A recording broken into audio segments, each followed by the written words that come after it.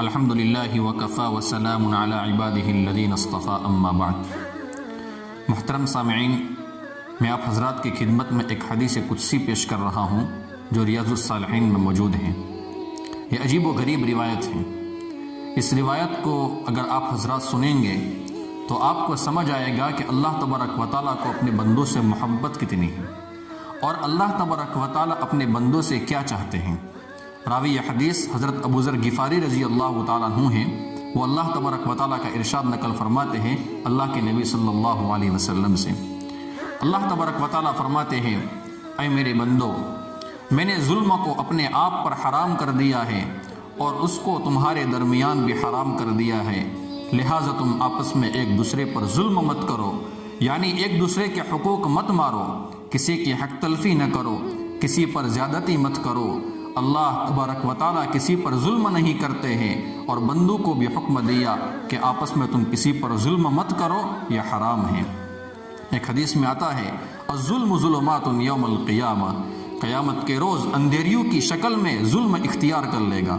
قیامت کے روز ظلم اندھیریوں کی شکل اختیار کرے گا، گویا ظلم کرنے والا اس روز اندھیریوں میں بھٹکتا پھرتا رہے گا، اس کو راہ نہیں ملے گی اور اس کے لیے روشنی نہیں ہوگی۔ آگے اللہ تبارک و تعالیٰ فرماتے ہیں، یا عبادی کلکم ضال الا من ہدیتہ فاستہدونی اہدکم، اے میرے بندو، تم سب گمراہ ہو مگر وہ جس کو میں راہ راستہ بتلاؤں، مگر وہ جس کو میں راستہ بتلاؤں، جس کو اللہ تبارک و تعالیٰ راستہ بتلائے وہی راہ پانے والا ہے۔ اگر اللہ تبارک و تعالیٰ کی طرف سے کسی کو راستہ نہ بتلایا جائے تو وہ گمراہ ہوگا۔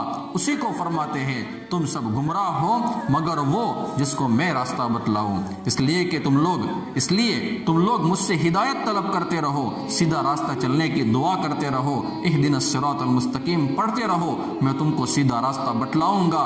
ویسے راستہ اللہ تبارک و تعالیٰ ہی بتلاتے ہیں، لیکن بندے کی سعادت مندی کی بات ہے کہ اللہ تبارک و تعالیٰ نے حکم دیا ہے کہ مجھ سے راہ راستہ پانے کی دعا بھی کرتے رہو، تو وہ دعا کرتا رہے۔ اور یہ بات بھی طے ہے کہ جو مقدر میں ہے وہ تو ہو کر رہے گا۔ اگر مقدر میں راہ راستہ پر چلنا ہے تو ویسے بھی چلائیں گے، لیکن یہاں پر ہمیں اپنے فرائض منصبی ادا کرنے کی تلقین کی جا رہی ہے۔ ایک بندے کی شان عبدیت کا تقاضا یہ ہے کہ اللہ تبارک و تعالیٰ کے سامنے وہ اپنی بندگی کا اظہار کرے، اور اس کا طریقہ یہی ہے کہ اللہ تبارک و تعالیٰ کے سامنے ہاتھ پھیلا کر دعا کرے، گویا وہ یوں ظاہر کرے کہ میں تیری رحمت اور ہدایت سے مستغنی اور بے پرواہ نہیں ہوں، بلکہ میں ہر وقت تیری ہدایت کا محتاج ہوں۔ یہ مانگتے رہے، ہاتھ پھیلاتے رہے، اور آپ کو وہاں سے نوازا جاتا رہے گا۔ آگے اللہ تبارک و تعالیٰ فرماتے ہیں، یا عبادی کلکم جائع الا من اطعمتہ فاستطعمونی اطعمکم، اے میرے بندو، تم سب کے سب بھوکے ہو مگر وہی جس کو میں کھلاؤں۔ اللہ تبارک و تعالیٰ جس کو کھانا دے اس کو ملتا ہے، اس لیے تم مجھ سے کھانا مانگو، میں تم کو کھلاؤں گا۔ جس کے مقدر میں جو روزی ہے اللہ تبارک و تعالیٰ وہ اس کو دے کر رہیں گے۔ لیکن جیسا کہ ابھی میں نے عرض کیا کہ ہم سے فرائض منصبی ادا کرنے کا مطالبہ کیا جا رہا ہے۔ اللہ تبارک و تعالیٰ تو اپنی شان ربوبیت سے ہمیں دے ہی رہے ہیں، چاہے بندہ مانگے یا نہ مانگے، لیکن ہماری سعادت مندی اسی میں ہے کہ مل رہا ہو تب بھی ہم ہاتھ پھیلا کر مانگتے رہے اور اس کے سامنے اپنی بندگی کا، اپنی عجز کا، اپنی انکساری کا اظہار کرتے رہے۔ آگے اللہ تبارک و تعالیٰ فرماتے ہیں، یا عبادی کلکم عار الا من کسوتہ فاستکسونی اکسکم، اے میرے بندو، تم سب ننگے ہو مگر جس کو میں کپڑا پہناؤں، اس لیے تم مجھ سے کپڑے مانگو، میں تم کو کپڑے پہناؤں گا۔ اس سے یہ بھی معلوم ہوا کہ بندے کو اپنی تمام حاجتیں، چاہے وہ چھوٹی ہو چاہے وہ بڑی ہو یا بظاہر پوری ہوتی نظر آتی ہو، تب بھی ہمیں اللہ تبارک و تعالیٰ سے مانگتے ہی رہنا چاہیے۔ ایسا نہیں کہ آج کھانا مل رہا ہے اس لیے نہیں مانگا، کسی روز نہیں ملا تو ہم نے مانگ لیا، ایسا نہیں ہونا چاہیے۔ چاہے ملے یا نہ ملے، آدمی اللہ تبارک و تعالیٰ سے ہمیشہ مانگتا رہے۔ حدیث پاک میں آتا ہے کہ آدمی اپنی راحت اور نعمت کے زمانے میں اللہ تبارک و تعالیٰ سے جب دعا کرتا رہتا ہے، پھر جب مصیبت کے موقع پر دعا کرتا ہے تو فرشتے اللہ تبارک و تعالیٰ سے کہتے ہیں، اے اللہ، یہ آواز جانی پہچانی ہمیں لگتی ہے، یعنی یہ پہلے سے مانگتا تھا، اس کو ہم پہچانتے ہیں، بھائی جو روزانہ ملتا ہو اس سے جان پہچان ہو ہی جاتی ہے۔ یہ جب روزانہ اللہ تبارک و تعالیٰ سے دعا کرتا ہے اور فرشتے اس کی آواز سنتے رہتے ہیں تو فرشتے اللہ تبارک و تعالیٰ سے عرض کرتے ہیں کہ یہ جانی پہچانی آواز ہے، اس کی مصیبت کو دور کر دیجئے۔ اگر راحت اور نعمت کے زمانے میں اللہ تعالیٰ سے نہیں مانگا، پھر جب مصیبت آتی ہے اس وقت دعا کرتا ہے تو فرشتے کہتے ہیں باری تعالیٰ یہ تو کوئی اجنبی آواز ہے۔ اس حدیث کا مطلب یہ ہے کہ ہماری یہ تمام ضرورتیں جس کو ہم ضرورتیں سمجھ رہے ہو، کھانا پینا کپڑا وغیرہ، چاہے پوری ہو رہی ہے تب بھی ہم ان کے سلسلے میں اللہ تبارک و تعالیٰ کے سامنے ہاتھ پھیلاتے رہے، دعا کرتے رہے، مانگتے رہے۔ اسی میں ہماری بندگی عبدیت کا اظہار ہے اور اسی سے اللہ تبارک و تعالیٰ خوش ہوتے ہیں۔ آگے اللہ تبارک و تعالیٰ بہت پیاری بات ارشاد فرماتے ہیں، یا عبادی انکم تخطئون باللیل والنہار وانا اغفر الذنوب جمیعا فاستغفرونی اغفر لکم۔ اللہ فرماتے ہیں اے میرے بندو، تم رات دن گناہ کرتے ہو اور میں تمہارے گناہوں کو معاف کرتا رہتا ہوں، تم مجھ سے اپنے گناہوں کی معافی مانگو، میں تمہارے گناہوں کو معاف کر دوں گا۔ گویا اللہ تبارک و تعالیٰ کی طرف سے ہمیں کھلی چھٹ دی جا رہی ہے۔ یہ نہیں کہا کہ گناہ کرو، بلکہ تم سے گناہ ہوتے ہی ہیں۔ اللہ تبارک و تعالیٰ نے انسان کی فطرت اس قسم کی بنا رکھی ہے، اس کا مزاج ایسا ہے کہ بہت سی مرتبہ آدمی بچنا چاہتا ہے تب بھی گناہ ہو جاتا ہے، لیکن اس حدیث میں اللہ تبارک و تعالیٰ کی طرف سے یہ بتلایا جا رہا ہے کہ گناہ ہو جائے تو مایوس ہونے کی ضرورت نہیں ہے۔ لا تقنطوا من رحمت اللہ، اللہ کی رحمت سے مایوس مت ہونا۔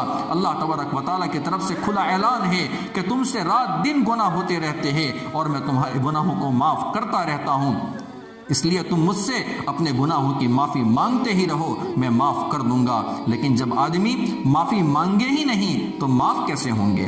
بغیر معافی مانگے معاف نہیں ہوں گے۔ ویسے اللہ تبارک و تعالیٰ بغیر معافی مانگے بھی معاف کر سکتے ہیں، اسے اختیار ہے، لا يسأل عما يفعل وهم يسألون، لیکن معافی مانگنے پر تو اللہ تبارک و تعالیٰ معاف کر ہی دیتے ہیں۔ اگر معافی نہیں مانگیں گے تو اللہ تبارک و تعالیٰ کو اختیار ہے، چاہے تو معاف کرے چاہے تو نہ کرے۔ یا عبادی انکم لن تبلغوا ضری فتضرونی ولن تبلغوا نفعی فتنفعنی۔ اے میرے بندو، تم اس مقام تک نہیں پہنچ سکتے ہو کہ تم مجھے نقصان پہنچاؤ، اور تم اس حیثیت تک نہیں پہنچ سکتے ہو کہ مجھے نفع پہنچاؤ۔ یعنی بندہ نہ تو اللہ تبارک و تعالیٰ کو کوئی نقصان پہنچا سکتا ہے نہ کوئی نفع پہنچا سکتا ہے۔ بندے میں وہ طاقت ہی نہیں، نہ اللہ تبارک و تعالیٰ کو نفع پہنچانے کی طاقت ہے نہ نقصان پہنچانے کی طاقت ہے۔ آگے اللہ تبارک و تعالیٰ فرماتے ہیں یا عبادی لو ان اولکم وآخرکم وانسکم وجنکم کانوا علی اتقى قلب رجل واحد منکم ما زاد ذلک فی ملکی شیئا۔ اے میرے بندو، اگر تمہارے اگلے اور پچھلے جنات اور انسان سب تم میں سب سے بڑے متقی اور پرہیزگار آدمی جیسے بن جائے، یعنی ساری دنیا کے سب لوگ اس وقت دنیا میں اللہ تبارک و تعالیٰ کے سب سے زیادہ متقی اور ڈرنے والے شخص جیسے بن جائے، تو اس کی وجہ سے میرے ملک میں اور میری شان عظمت میں ذرہ برابر بھی زیادتی اور اضافہ ہونے والا نہیں ہے۔ ساری دنیا نیک بن جائے تو اس سے اللہ تبارک و تعالیٰ کی شان بڑھنے والی نہیں ہے، اس کی شان میں کوئی زیادتی ہونے والی نہیں ہے۔ اس کی عظمت، اس کی بڑائی، اس کی کبریائی جس حال میں ہے اسی حال میں رہنے والی ہے۔ یا عبادی لو ان اولکم وآخرکم وانسکم وجنکم کانوا علی افجر قلب رجل واحد منکم ما نقص ذلک من ملک شیئا۔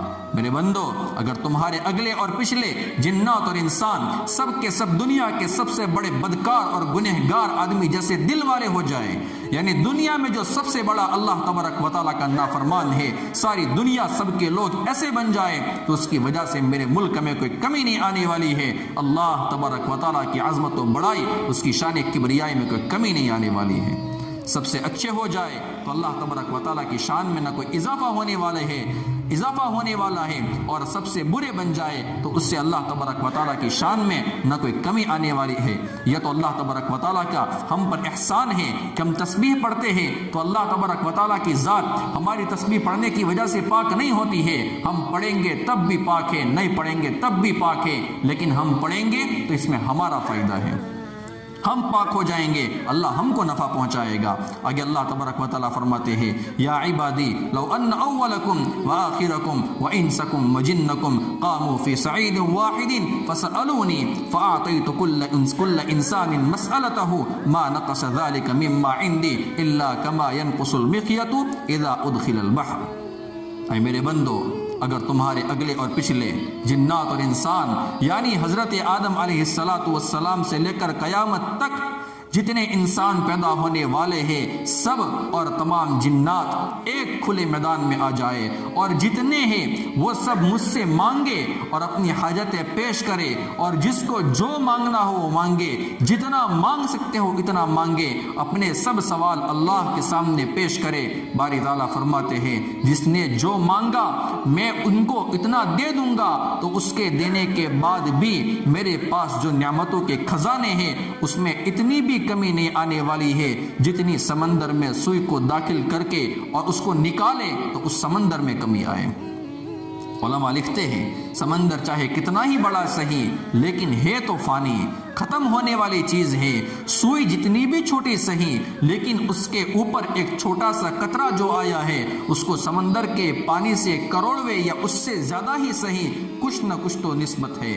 مطلب یہ ہے کہ کوئی سوئی کے اوپر جو قطرہ آیا ہے اتنی تو سمندر میں کمی آئی ہے، لیکن ان سب کو سب دینے کے بعد اللہ تبارک و تعالیٰ کے خزانے میں اتنی بھی کمی آنے والی نہیں ہے۔ اس لیے یہ جو کچھ دیا گیا ہے وہ ختم ہونے والا ہے، اللہ تبارک و تعالیٰ کے خزانے میں جو ہے وہ ہمیشہ باقی رہنے والا ہے۔ متناہی یعنی محدود اور غیر متناہی یعنی لا محدود میں کوئی نسبت نہیں ہے۔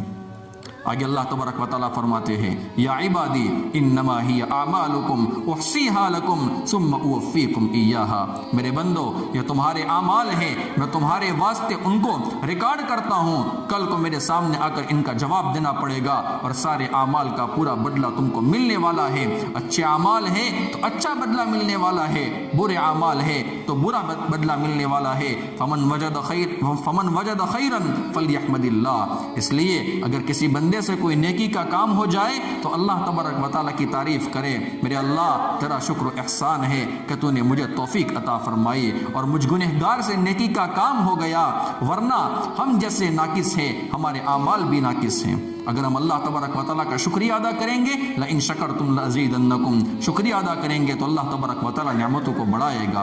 ومن وجد غیر ذالک فلا یلومن الا نفسہ، اگر کسی سے کچھ اور ہو جائے یعنی گناہ کا کام ہو جائے تو پھر اپنے آپ کو ہی ملامت کرے، اس لیے کہ کوتاہی جو ہوتی ہے وہ ہماری طرف سے ہوتی ہے اور ہم ہی سے ہوتی ہے، اس لیے ہم اللہ تبارک و تعالیٰ سے اپنے گناہوں کے اوپر معافی مانگتے رہیں۔